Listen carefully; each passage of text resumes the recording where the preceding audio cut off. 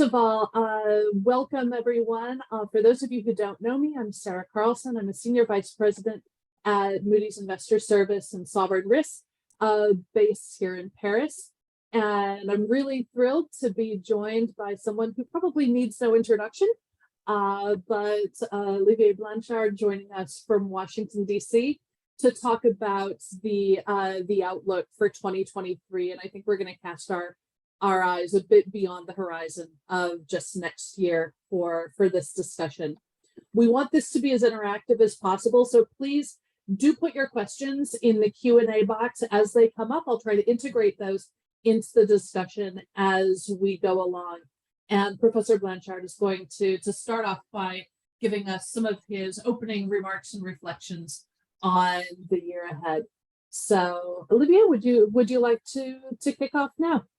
I would like to. Thank you, Sarah. Let me thank you for inviting me, and then maybe start with 15, 20 minutes of general remarks to organize the rest of the discussion, if it's okay. So to start, it's fairly obvious what the elephant in the room is. It's inflation. So we have to start there. If you look at inflation rates in the US and in Europe, which is what I'm going to focus on mostly, these two regions, they're quite similar. And so people tend to think, well, you know, it's the same beast. In fact, I think it's quite different when you look under the hood.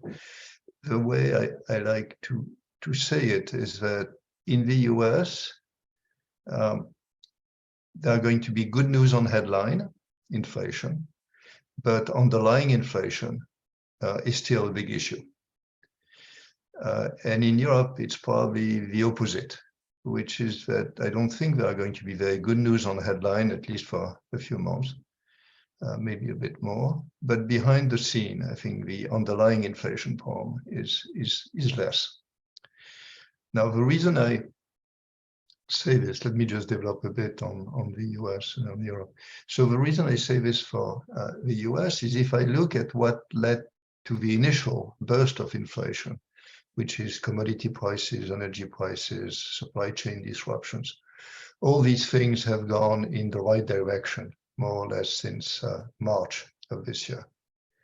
And sometimes in big ways. I mean, some decreases of 20% for some of the sources of energy or commodities. Commodities are not very far from pre-COVID levels.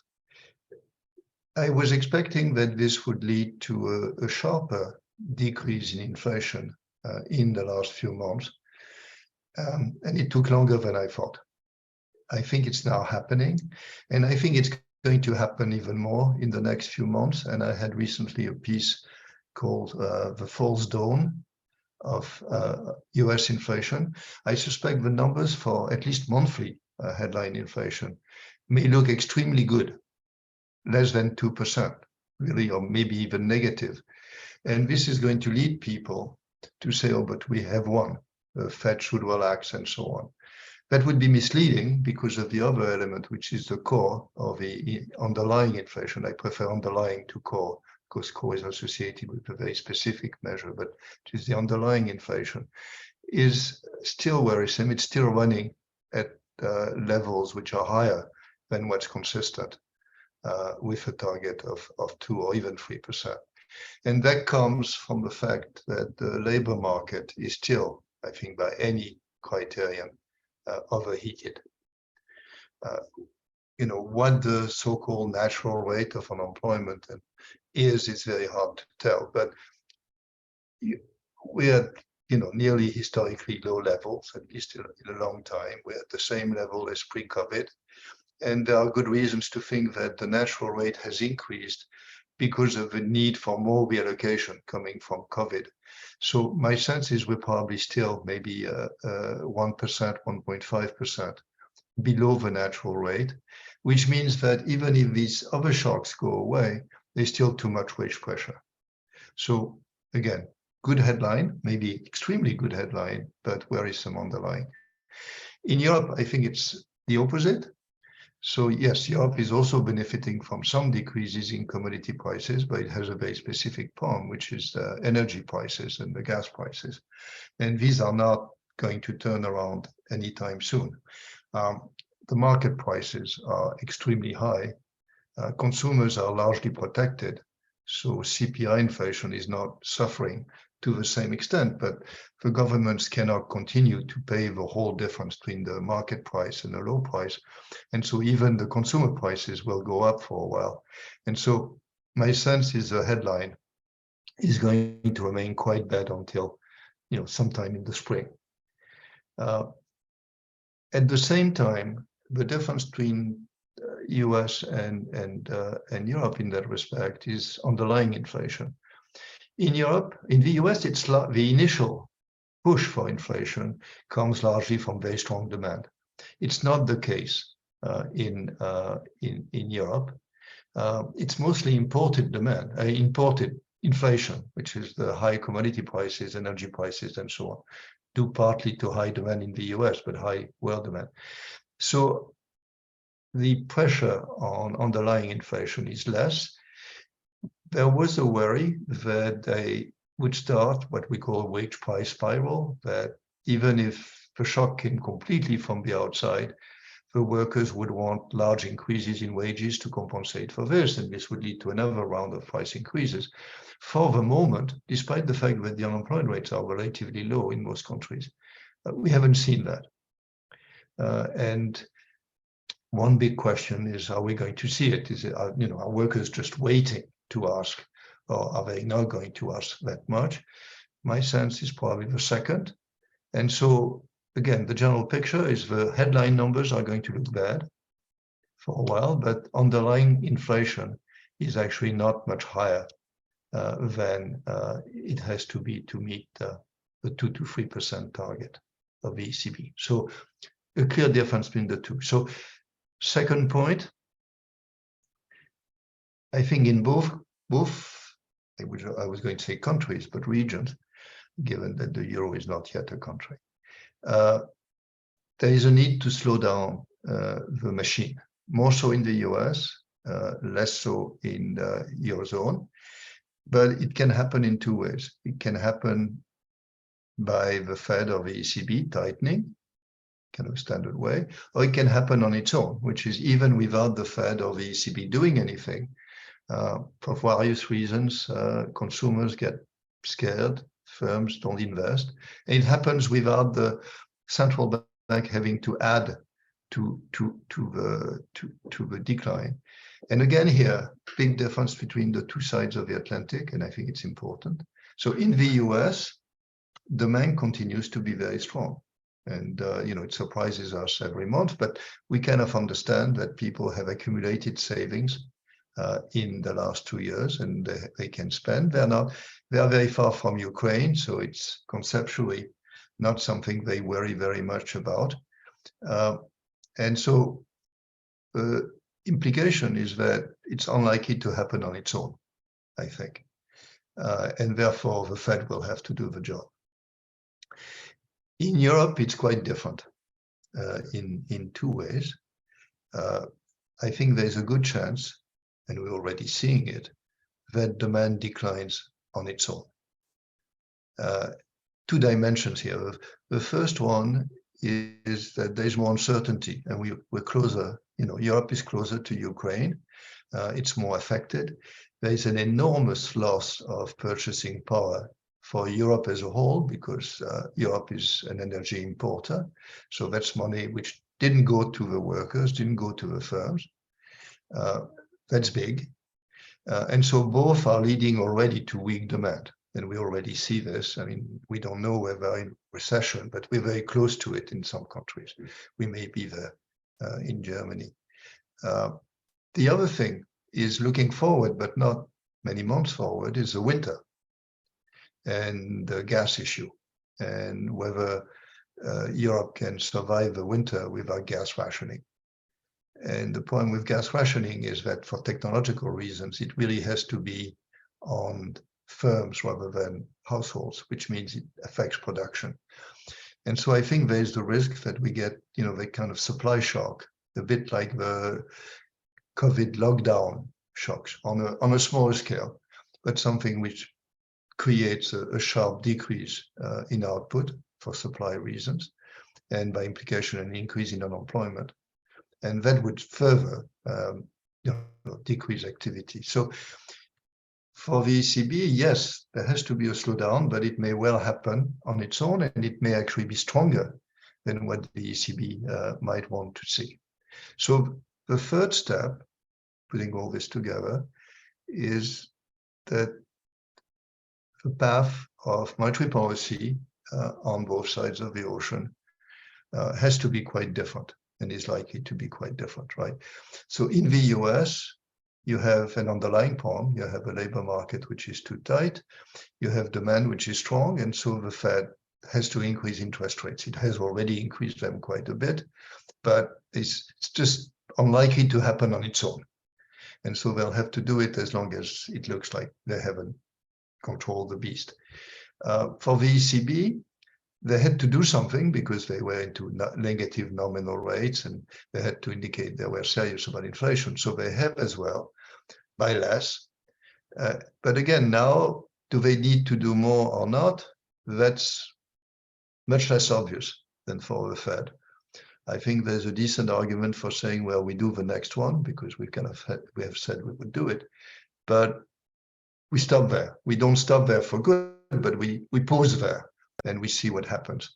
And so I think this implies very different paths of interest rates on both sides, with the associated appreciation of the dollar, obviously. A few more points. Are the two central banks roughly where I think they should be? Yes, I think the answer is yes, and that was not always my answer. I was very critical of US Fed last year. I think that they have reacted very strongly. The increase in the 5-year real rate is about 3.5% at this point, according to monetary mechanism as we know it, which is not completely reliable. So that's a lot of stuff in the pipeline, and yes, it hasn't shown up yet, but presumably it will, and you don't want to overdo it. So I think at this stage, they are very close to where they should be, and saying a bit more maybe is probably the right way. For the ECB, for the reasons I gave, they increased the rates less, I think 2.5% about in real terms, 5-year. And that seems to me to be reasonable. If they were to stop there, I would basically be happy. Again, would be a pause. Maybe they need to do more, maybe they need to do less, but my expectation would be that I would basically stay flat at this point. So I think that's fine. And again, that's kind of the first time that I agree with monetary policy on both sides of the ocean. Could it go wrong? Yes, it can always go wrong. The two standard issues is what we call fiscal dominance and financial dominance. I think the scenario in which this becomes relevant is that it turns out that demand is stronger in the US, and as I don't expect, but could happen, stronger in the Eurozone, in which case the interest rates have to increase more to fight inflation. But then we get potentially into trouble on the fiscal side and the financial side, right? On the fiscal side, clearly, governments have to pay more. They don't like it. Is it, will they put pressure on the Fed or the ECB to not do the increases which might be needed from a macro point of view? I don't think so, because in the Eurozone, it would take 19 phone calls. And that's a great thing about the Eurozone. So it's unlikely there would be 19 phone calls and that they would all be in the same direction. And in the US, my sense is, as long as Trump is not reelected and Jay Powell is independent, and his successor is likely to be as well. So I'm not worried. Financial dominance is an issue, but I think it's more in the speed of adjustment than in the levels. We saw this, in the UK a few weeks back, which is when rates increase by 200 basis points. That's outside of a stress test that the banks or the financial institutions have done, and they discover that there's an issue. So I think this is more an indication that no central bank at this stage should dramatically increase suddenly the interest rates, but I think they don't intend to, so it's okay. Will there be things we discover? Financial tensions, yes, could well be. I think the central banks are now willing to provide liquidity, so it should be okay. The crypto stuff seems to be happening in a parallel universe, which is the nature of that thing. It doesn't seem to be affecting the financial system very much. Maybe it's all happening in metaverse, for all I know. What else could happen? There could be a euro crisis. Probably not because the interest rates are high, not because the debt levels are high, because I think that's manageable as it is, but because one government behaves irresponsibly. And that's the eternal issue. With the Eurozone, they're not supposed to, but sometimes they do. So I think people think about Italy. I'm not worried about Italy. The reason is I think the strategy is to be fairly fiscally responsible, but bash immigrants as a way of remaining popular, which is not a good thing, but from a fiscal point of view is okay. And I think Meloni has learned from Truss that you don't want to rock the boat. And NextGen intends to be very generous with Italy over the next 3 years at the rate of about 3 to 4% a year in form of grants and loans. And if there was misbehavior, they would lose this. And losing 12% of GDP is probably not something that you're eager to do if you can avoid it. So I'm not very worried, but there's always this possibility. And, there's in place something called the TPI at the ECB, which is fine for liquidity issues. Investors, for no good reason, get out, and then the central bank can come in and help. But if it's for good reasons, namely, questions about solvability or sustainability, then the central bank cannot do anything. So I think it's always there, it's always hanging, but I'm not terribly worried. So these are kind of the short-run issues. 2023, there's the issue of the winter of 2023 for Europe. Let me leave this aside. But looking beyond, I'm fairly confident that by the end of 23, we are probably not at 2, but we're in a range which is not very far. In 2024, we are at whatever target the central banks have at that time. I think we have to worry about what happens after. So I think the two big issues, I'll just put them on the table and, please just come back with more questions. The first one is debt sustainability in the long run. So there are two big questions. We're going to have to spend more on global warming, fighting global warming. That's going to be expensive. That could be an issue. But there's also the issue of what interest rates will return to, which to me is an extremely important issue. And my own guess is that we'll probably return to the pre-COVID rates, which are lower than what's currently in the yield curves. The reason I believe that is that, pre-COVID, this was the result of a long trend starting in the 80s. And it was clearly due to structural factors, high saving, low investment, high demand for safety. And looking at post-inflation, I think these factors will still be there. So from a fiscal point of view, I'm less worried than some because I don't think we'll have to have sustained 3 or 4% real rates. I suspect it will be more like 0 to 1 or even negative.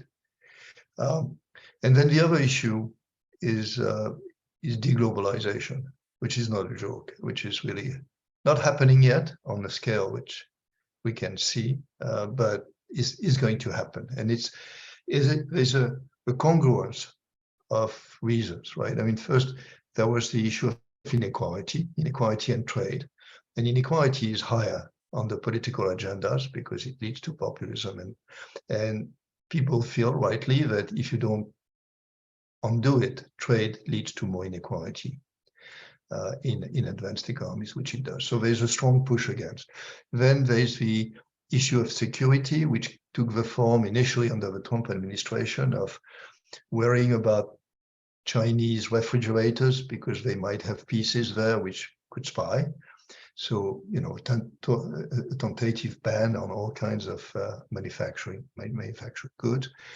Then there's the resilience issue, which is, well, we've learned that we cannot rely on some countries and because of COVID or because of geopolitics. And so we have to reshore. And the last one is geopolitics, which is we may not want to have something that we absolutely need produced in a country which is not our friend. And all this, I think, is going to be, you know, the major issue of the next 10 years once we pass inflation. So let me, yeah, I talked for about 20 minutes. So it looks like that's a good place to start. Sarah, your turn. Well, a lot of people are asking questions about the persistence of inflation. You know, question, are we likely to get higher inflation for longer? For example, because with an older population, you have a smaller active workforce, which implies higher pressure on wages. Questions about resources, energy prices, or certainly the price of carbon, given Europe's net zero goals, was inevitably going to have to rise. You know, certainly it's pretty clear that one of the factors pushing inflation down was globalization. So putting globalization into reverse, does that structurally increase inflation? So I think there's a whole basket of issues around, you know, are we likely to go back to the very low rates of inflation of before, and how structurally are you thinking about the drivers of inflation? Okay. Two parts to the answer, and the current inflation first. This, I'm sure that central banks are committed to get rid of it. Again, whether they go back to 2, whether they stop at 3 is a different issue, but that this is kind of a 2-year thing, is my sense. I'd be very surprised if by the end of 24 we were talking about very high inflation. Then there's the other question, which is maybe we had low inflation for all kinds of reasons, and these reasons are no longer relevant, and therefore we're going to have high inflation. On this, I have a very unreconstructed view, which is inflation is what central banks decide it is. Now, they don't succeed in the short run. We're seeing an example of that right now. But in the medium run, I think they completely determine the rate of inflation, unless there's fiscal dominance, unless there's financial dominance, but you know, not Turkey, but advanced economies. And the reason is, I mean, let me take the example of Chinese goods. So yes, I suppose that China makes considerable progress, and so the price of Chinese goods, imported Chinese goods, keeps coming down, and that mechanically this leads to lower inflation, right? That's the point that people make. Well, there is nothing which prevents the central bank to actually tighten the labor market a bit, put a bit more pressure, and get inflation back to whatever it is that they want, right? They didn't do it, but they could have. So basically, yes, all these things tend to have an effect if the central bank decides to let it happen. So suppose, for example, that we all age and get out of the labor force, right? And therefore, you know, there's nobody who wants to work, and the wages explode and the prices explode. Again, the central bank can say, okay, so we're basically going to tighten and increase basically unemployment in order to reduce that. So, so in the end, all these factors are very relevant in the short run, and we see it. This episode is kind of the best example. But over 10 years, the inflation rate is what central banks want them to be. You know, there are footnotes, right? Japan has tried very hard and hasn't quite succeeded.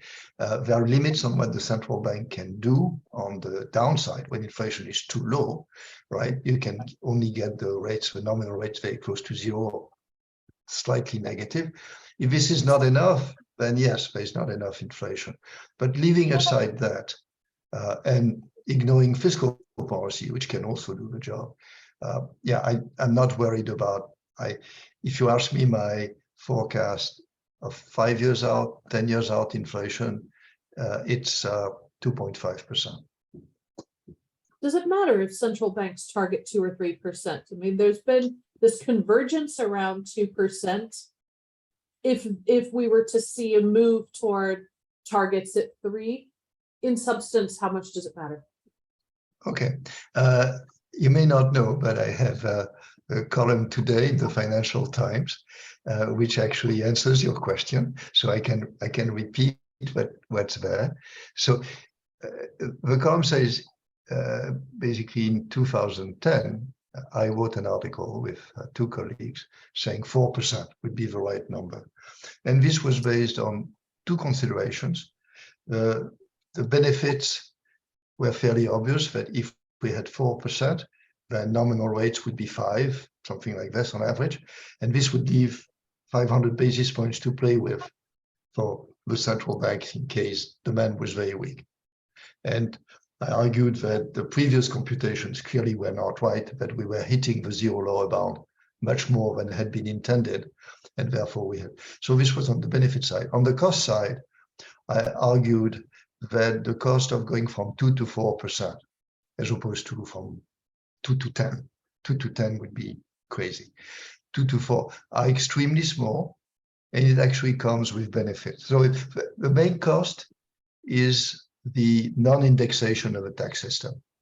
So if we decide to live at 4, it's very easy to index capital gains for inflation gains and so on, right? And then the other thing is, in the economy, reallocation over time, which means that some nominal wages have to, some real wage have to come down. And the way to do this is to have slightly higher inflation, which allows real wages to go down a bit without nominal wages going down, because there is a very strong reluctance, and understandable, by workers to accept lower nominal wages. So this was the argument then. You know, how does it look now? I give a statistic that since the beginning of 2010, there has been, I think, 94 months of effective lower bound hitting, binding in the US out of 153 months or something like this, right? So it's not an irrelevant issue, right? We've learned that we can be there because the underlying real rates are very low as well. And so I argue that all the cases, all the initial cases there, but I make one step back, which is the salience argument, which I've become more sensitive to, which is, there's now a number of papers which I think document this in a nice way, which is, as long as inflation is 2% or less, then we don't think about it. We don't think about it when we buy stuff. We don't think about it when we negotiate with the boss, and so on and so on. So this makes the task of monetary policy much easier. Expectations of inflation just don't move, right? As soon as you get to a higher number, say 4%, then it looks like people start taking it into account. So if they saw 4% or more inflation, they go to their boss and they say, well, we want the increase in wages corresponding to this. And the boss says, sure. And then it increases the price. So it leads to a wage price spiral, which is much harder to handle with monetary policy. So thinking about this, the question is, what is the crucial number at which people kind of ignore or stop ignoring? And there's a very nice, I mean, it's not totally convincing, but there's a very nice paper which look at Google sites for inflation as a function of the inflation rate. And in the US, you see that basically up to 3.5, there's no action. After this, when you get above that, then people spend their time Googling inflation, which means it's salient. So my conclusion at the end of a piece in the FT, which is the same as my conclusion in this, I haven't changed my mind in the last 2 hours, is 3%. And then the last question is, will we get there? So this is a recommendation. When we made the recommendation for 4%, we got killed, absolutely killed. I mean, I don't think I was not fired at the phone, but it was close. And the reason was all the central banks said, no, we're going to lose all credibility. We had 2, you want us to go to 4. We've invested years in being at 2. It's going to destroy us. Now, they then proceeded to do QE, to do negative nominal rates, all kinds of things that, should have also led to questions about credibility. But anyway, at the time, there was no support, 0. I think now it's quite different because we're not at 2. We're at, depending on your preferred value, we're at 6 or something like that. So we're going to come down, from 6 down, and coming down to 2 from above is very different from going at it from below, which is when the Fed has the economy at 3%, say. And Jay, if he's still there, which I hope, says, well, we're at 3%, the economy is fine, unemployment is now back to 4%, we're fine. But unfortunately, I've promised that we will go back to 2. And so I'm going to have to kind of tighten interest rates, to get to 2. I think that you can imagine the discussion at this stage. Do we really want to get another recession or a major growth slowdown, to get 1% inflation, which nobody cares about? So I don't know what will happen, but I suspect they'll be much more careful when they get to 3 as to how to get to 2. I think in their communication today, they should insist on the fact that they want to go to 2. But again, when they're at 3, I suspect that there'll be a discussion. How it comes out, I don't know. Now, you mentioned just a minute ago QE, and of course, we've been talking a lot about rates. We're looking at quantitative tightening, probably starting next year. How does that figure into your thinking, especially because that's pretty uncharted waters, and what it means for governments' funding costs? Does that change potentially the way you think about fiscal dominance in some of the monetary policy decisions? So again, I mean, we don't fully understand QE, and we don't understand or can predict completely QT. There should be some symmetry. We understand that it changes relative yields, right? It decreases long ones. So we understand that that is probably true, and there'll be some effect. On QT, I would make 2 points. First one is that it is not the right tool to fight inflation, because we don't understand the tool well enough. I think the right tool is the policy rate. I mean, it's not that we understand it completely, but we understand it much better. So to the extent that the priority is the fight against inflation, the policy rate should be it. There is no urgency in decreasing the balance sheets of the central banks. I would like them to be smaller, but it's not as if it has to be done overnight. And so I would go very slow. I would basically decrease them. I think that the rates of decrease which are currently proposed are about right, but I wouldn't want to rock the boat. If in 5 years the central banks and balance sheets which are still too big in some way, and I don't know exactly what that means, but too big in some way, not the end of the world. No, as this happens, I mean, in principle, it will help a little if you want to increase rates at the long end without increasing rates at the short end. QT will help, but it's one of these tools that, we've created QE, we've now creating QT, which is QE with a minus sign. we don't fully understand what it does. We understand what it does to the yield curve, but it does all kinds of other things that we understand poorly. So at this stage, I would not use it a whole lot. Okay.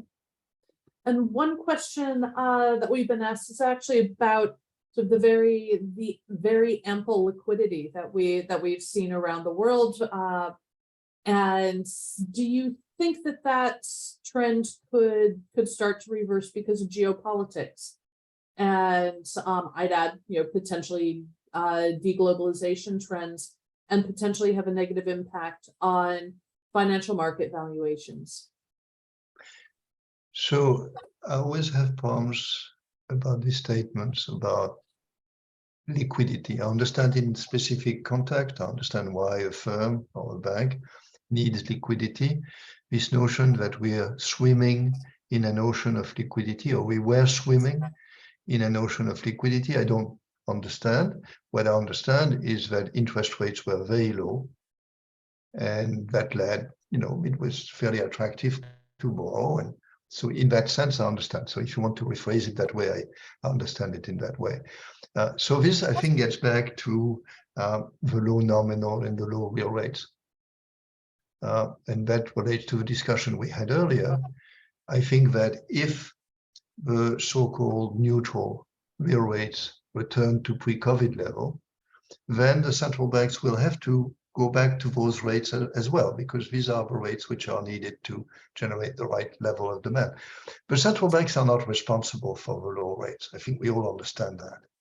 They are basically reflecting a reality which says the right rate from the point of view of the economy is a very low rate.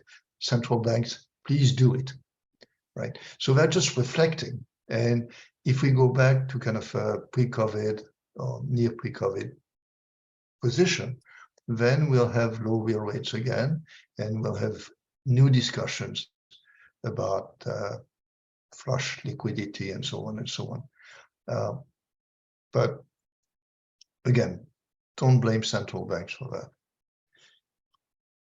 The other thing I want to say, because again, when I read even intelligent commentary on this, is you're now seeing a lot of articles saying, oh, but the inflation we have now is clearly due to the enormous increase in the balance sheets of the central banks, right?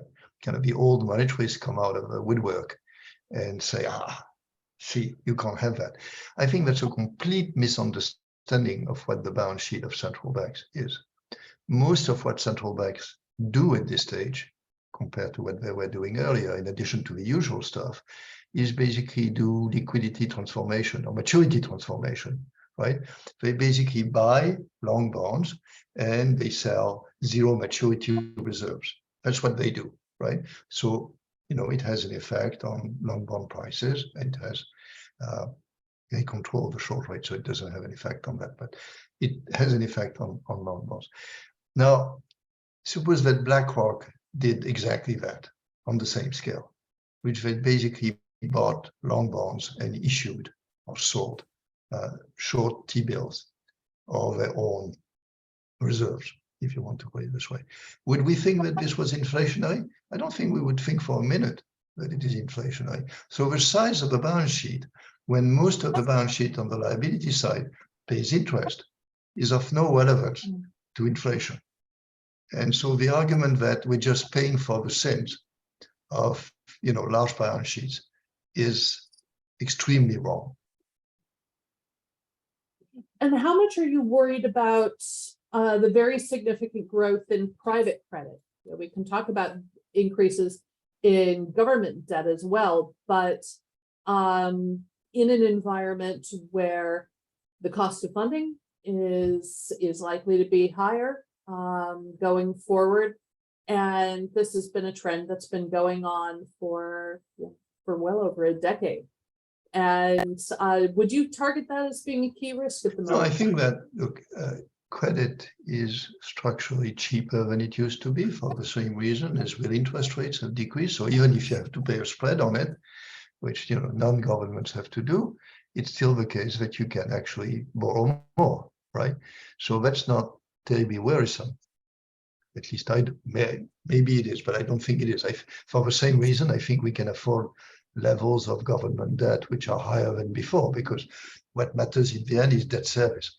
But the issue is the second moment of debt service. And that's, it's fine as long as the interest rate remains low. So we're now in a period of higher rates, right? And so it may well be that some of the people or firms which borrowed at these very low rates and now have to refinance are going to be in trouble. It doesn't look too bad so far. It may be in the mortgage markets in some countries, it may become an issue, especially when people have very short maturity mortgages. The big issue is, again, what happens after we fought the fight against inflation.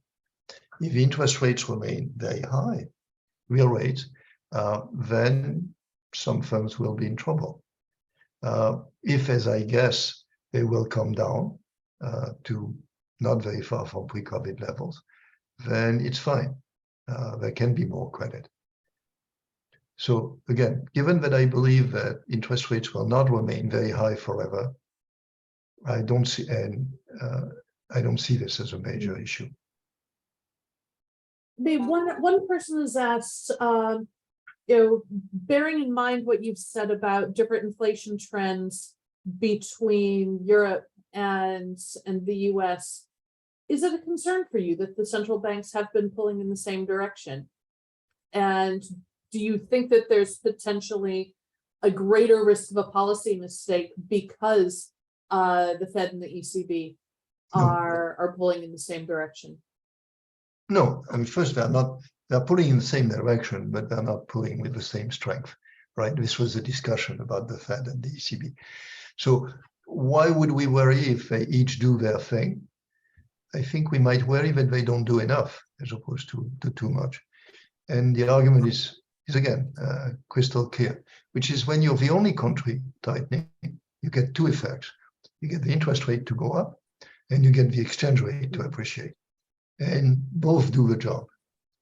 When two countries do this, then you lose the second one, right? Because the exchange rate doesn't move.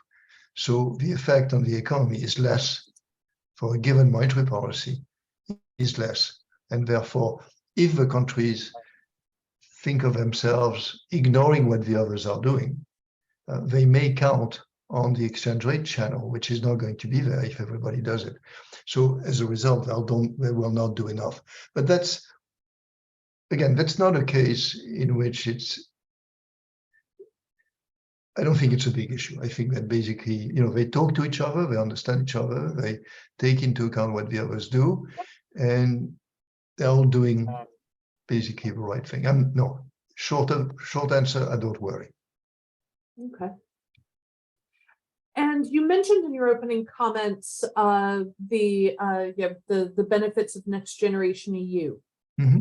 What, just sort of focusing our attention on Europe now for a moment, what are the kinds of productivity benefits that you expect? What do you think, if we look out 5-10 years down the line, will be the long-term impact of NextGen EU, assuming that, as you say, the governments act on the incentives that exist in the program to spend the very large investment grants that they'll be given as long as they meet conditionality requirements? I would again divide the answer in two. The first one is, I think that NextGen is a marvelous proof of concept, which is, it's clear that there's a number of issues which have to be dealt with at the EU level with coordination of policies, whether it's COVID, whether it's global warming, whether it's immigration. And so I think NextGen has shown that we can make progress at that margin. We can have a common program financed at the center. And although I think that many governments are not willing to put a permanent structure like this in place, it is a model for another one. I'll say maybe more oriented towards global warming. So I think that's great. This is really a major achievement. Now, the process itself, I think, is very good, which is that instead of a commission saying, well, these are the reforms you have to make, you know, a bit the way the IMF does it when it goes to a country. This is the list, do it, and then we'll give you the money. That's not the way it has happened, right? Basically, there has been the governments have come with proposals, the commission has looked and said, well, this yes, this no. Okay, so there's much more ownership of the reforms than could have been the case, or is sometimes the case, say with IMF programs. That's very good because it increases the chance that actually these reforms are made. There's also, you know, a straight carrot and stick aspect. If you don't do the reforms, you don't get the money.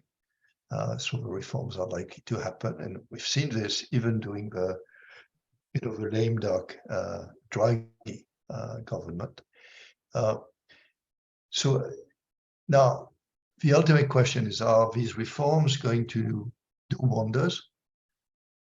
I think one has to be very skeptical, but not close to the idea that reforms can do good.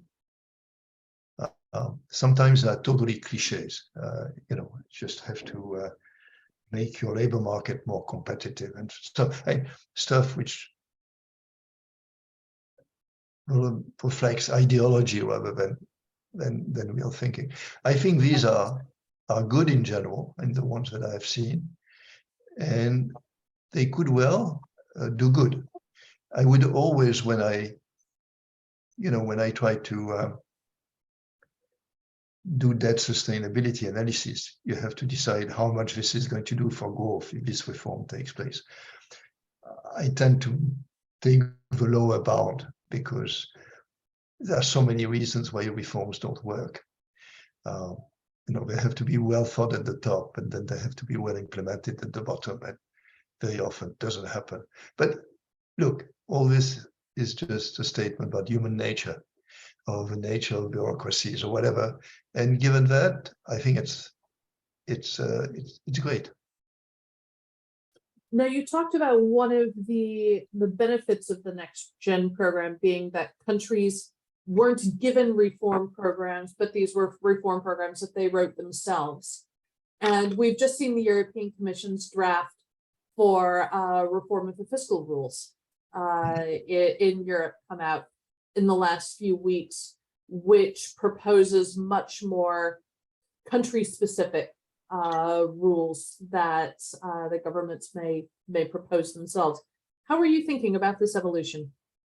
Okay, so I can refer you to a blog which comes out tomorrow, and Google and Peterson, which discusses this in detail, because I was involved along the way, giving advice and suggestions.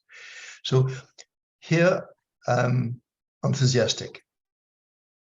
The blog uses the word revolutionary to describe what they have tried to do. 3 years ago, I wrote a paper. I was not the only one, but I wrote a paper with somebody called Jérôme Zettelmeyer, who is now the head of Google, in which we said, as economists, how should we think about fiscal rules? And we argued, you know, there has to be standards. Basically, you don't want that to explode. But then you need a tool which is sufficiently flexible that it takes into account all the characteristics of a country. And that's not going to be 60% debt and that's it. It's going to be all kinds of things. So you have to do debt sustainability analysis, something called DSA. And you have to do it stochastic. So it's called an SDSA, stochastic debt sustainability analysis. And then you sit down, and then you discuss the assumptions, and there are many assumptions when you do this, and you come to a conclusion that, yeah, that is sustainable, or that is not sustainable, and that's a discussion between the states and the Commission, and then the Council decides. We wrote this, and at the end we said, well, we know it will not happen, because we know about the Commission, so we'll settle for less, but this is what should be done. And to a large extent, they basically have adopted our logic. And again, I'm not taking credit. I mean, I think the logic is in economic logic. But it's amazing in the sense that they had this incredibly complex edifice of rules, and they had these 60%, 3% in the treaty, all kinds of things which were really difficult to change, had been put in place one after the other. And I really thought they would kind of tweak things at the margin. And they decided instead to say, okay, let's think about how we do it. And they adopted something very close to what I described earlier, which is, there is interaction, the Commission and the countries about a stochastic debt sustainability analysis, taking into account aging, taking into account investment and so on. And you have to show us, we have to agree that that will be on a declining path in their details, but from year 4, from year 7. If you have investment projects, let's see what they do when we put them in. If they don't yield any revenue, in terms of debt sustainability, they're just as payments to teachers. They don't help. But if they yield revenues directly or indirectly, that helps. If you want to do reforms and you have to kind of buy out a number of people who are currently getting rents, the old example was taxis before Uber came, you can do it. Let's see, if it still leads to debt sustainability. So they have put this, they have proposed that, and I think it's nearly exactly what needs to be done. We have in the blog that I referred to some suggestions. I think it gives too much room, too much power to the Commission, but that can be taken out. The plausibility of the path is too fuzzy, so they have to be more specific. But I love it, and it's so rare to see an administration do something creative, different, right? I'm incredibly happy. Whether it will be adopted or not, I think that's a different ballgame. I hope so. For the moment, the reactions both from the French and the German Minister of Finance have been positive. Not endorsement, but going in the direction. And many of the others are eager to adopt it. So I think that's very good news. Okay. What are the other important risks for, say, the coming 12, 18 months that we haven't talked about yet? I mean, we haven't talked about property.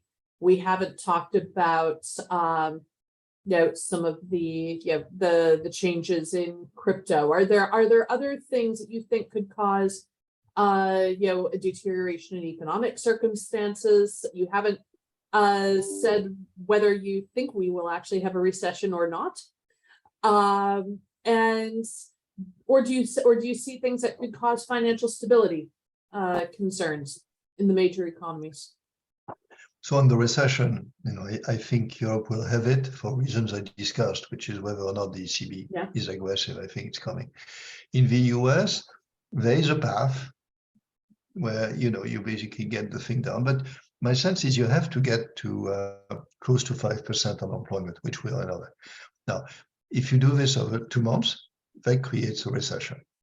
If you do this over a year and a half, you can roughly do it. I think it's going to be difficult. I'd be surprised if there were no negative quarterly growth rates. On the other things to worry about, so I mean, God knows where Ukraine is coming, and this could be very big, far beyond economics. What's happening in China, I have absolutely no expertise, and I suspect the regime will do whatever it needs to do to quiet things down. But maybe not, and maybe this has big implications. On, you say property, you meant housing? Yeah. So, this is the way monetary policy works, unfortunately.